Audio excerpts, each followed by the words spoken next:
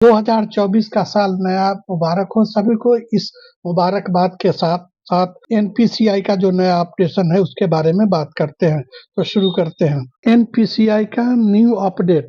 ये new update क्या है, जो एईपीएस संचालक है उनके लिए कितना महत्वपूर्ण है, क्यों लाया गया है, इसके बारे में पूरी डिटेल से बात करेंगे। आप हमारे चैनल पे पहली दफा आए हैं तो ऑनलाइन जफर चैनल को सब्सक्राइब कीजिए, लाइक के बटन को भी दबाइए और इस तरह की जरूरत जिनको है उनको शेयर भी कीजिए, और लास्ट में अगर कुछ नहीं समझ में आए तो कमेंट भी कीजिए।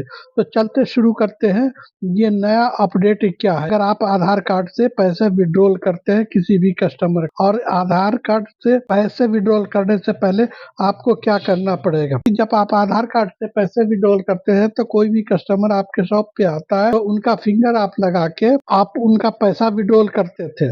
लेकिन अब ये नए साल में नए रूल के हिसाब से आप सबसे पहले अपना फिंगर उस पे स्कैन करेंगे। जब आपका फिंगर जब स्कैन हो जाएगा उसके बाद ही आप किसी कस्टमर का ये फिंगर फिर से लगा के और उसका पैसा विड्रॉल कर सकते थे। ऐसा करने की वजह यह है कि कुछ आईडी किसी तरह से भी प्रोवाइड करके ले लेते हैं और किसी का कस्टमर का गलत तरीके से पैसा निकाल लेते हैं। इस तरह से आप जब इसकी छानबीन हुई और पकड़े जाने लगे लोग, पता ये चला कि कुछ आईडी इस तरह की भी हैं जिनके नाम से तो है मगर उनको एईपीएस चलाने तक नहीं आता है। तो इस तरह का भी फ्रॉड सामने में आया है। इस तरह के फ्रॉड से बचने के लिए कंपनी ने ये सारी कोशिश अपनी पूरी तरह से की है और एनपीसीआई ने भी ये नया कानून लाया है ताकि जो आदमी एपीएस संचालक है वो खुद पहले अपना अंगुल लगाएगा और वेरीफाई करेगा कि वही आदमी है, उसके बाद वो कस्टमर का पैसा अंगुल लगा के निकाल सकता है। तो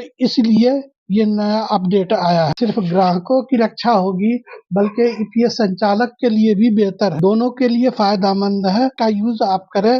जो जुनून पीएस संचालक है जो सही से काम करते हैं उनके लिए कोई प्रॉब्लम नहीं, सिर्फ एक दफा फिंगर अपना लगा लेना है और फिर काम स्टार्ट कर लेना है। गलत तरीके से आईडी लिए हैं और गलत तरीके से काम करते हैं उनके लिए है, ताकि वो लोग जल्द पकड़ में आ जाएंगे। और कंपनी चाहती है कि सुरक्षित तरीके से काम किया जाए और सुरक्षा प्रदान किया जाए। इसके लिए पीसीआई और कंपनी सारी एक मिल करके इसको पूरी तरह से चलाने की कोशिश कर रही है। तो उम्मीद करता हूँ कि सारी बातें आपको समझ में आ गई होगी। भारत में जो भी कंपनियां इस तरह की काम करती है, एपीएस मनी ट्रांसफर जो भी इस तरह की काम करती है, तो खास तौर से एपीएस संचालक के लिए लागू किया गया है और ये हर कंपनी पे लागू है और सब कंपनियां लगभग लागू कर चुकी है नए साल के अवसर पे। और आप जो भी आप काम कर रहे हो तो देख रहे होंगे कि बिगर फिंगरप्रिंट के आपका एपीएस का काम नहीं होगा। बाकी वर्क हो रहा है लेकिन एपीएस जहाँ पैसे निकाले जाते हैं वहाँ आपको अपना पहले ऑथेंटिकेशन करना पड़ेगा, अपना फिंगर लगाना पड़ेगा। उम्मीद करता हूँ कि ये सारी बातें आपको समझ में आई होगी। अगर समझ में आई है चैनल को जरूर सब्सक्राइब कर दे, लाइक के बटन को दबा दे और शेयर भी करे और कमेंट जो भी है वो भी नीचे लिखे। थैंक